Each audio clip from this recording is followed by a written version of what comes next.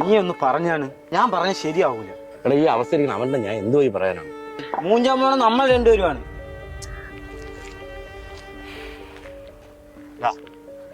പറ, ഇങ്ങനെ പോയാൽ ശരിയാവൂ?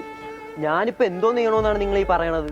എടാ നീ ഒറ്റ ഒരുത്തം പറഞ്ഞതിന്റെ പേരിലാണ് നമ്മൾ 3 പേരും കൂടെ ഇതിൽ 23 ലക്ഷം രൂപ ഇൻവെസ്റ്റ് ചെയ്തത്.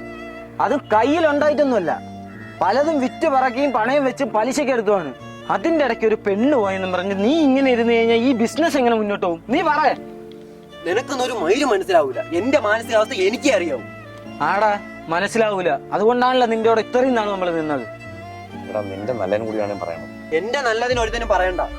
എടാ നിന്റെ ഫീലിങ്സും ഇമോഷൻസും അവക്കൊന്നും ഒരു ബാധകമേ അല്ല. ഈ പെമ്പിള്ളേർക്കേ ആമ്പിള്ളേർ ഷർട്ട് മാറും പോലെയാണ്. എടാ ഇങ്ങനെ ഓരോരുത്തന്മാരെ മാറ്റിക്കൊണ്ടേയിരിക്കും. അതിന്റെ ഇടയിൽ നിന്നെ പോലെയുള്ളവന്മാര് പെട്ടുപോകും.